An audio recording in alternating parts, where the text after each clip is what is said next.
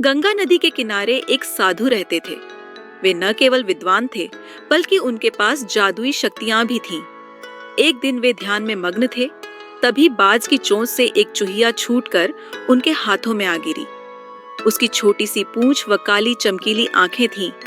उन्हें वह बहुत अच्छी लगी, पर घर ले जाने से पहले उन्होंने जादुई मंत्रों के प्रयोग से उसे एक लड़की में बदल दिया। वे उस लड़की को घर ले जाकर पत्नी से बोले, तुम हमेशा से संतान चाहती थी ना? तो लो, आज से यही हमारी पुत्री है।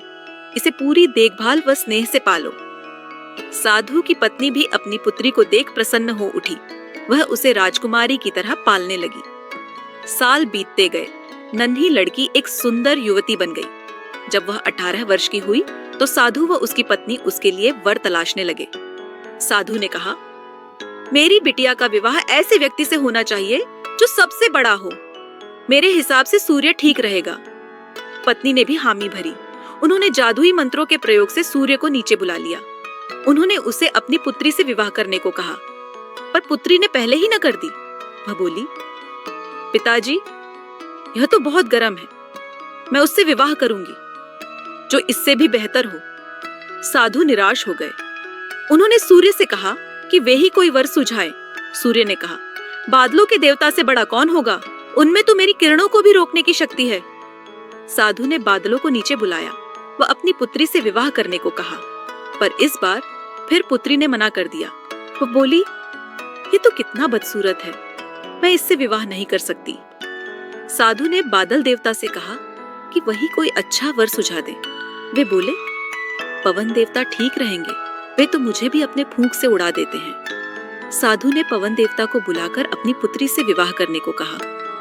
पुत्री ने फिर इनकार कर दिया। वह बोली, मैं इससे शादी नहीं करूंगी। ये तो कहीं टिकते नहीं, हमेशा यहाँ वहां भागते रहते हैं। साधु ने पवन देव से पूछा, क्या मेरी पुत्री के लिए ऐसा वर हो सकता है जो आपसे भी बेहतर हो?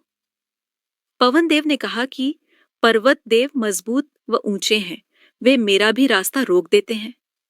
साधु ने पर्वत देवता से कहा कि वह उसकी पुत्री से विवाह कर ले। पुत्री ने फिर से मना कर दिया। बोली, ये तो बहुत लंबे, सख्त व कठोर हैं। मैं इनसे विवाह नहीं कर सकती। इनसे भी कोई बेहतर चाहिए। साधु ने सोचा, इसे ही किस्मत कहते हैं। यह एक चूहिया थी और एक चूहे से विवाह करना ही इसके भाग्य में लिखा है। उन्होंने जादुई मंत्रों के प्रभाव से पुत्री को फिर से चूहिया बना दिया। चूहा चूहिया विवाह करके खुशी खुशी रहने लगे। शिक्षा, कोई भी अपने मूल स्वभाव को नहीं बदल सकता।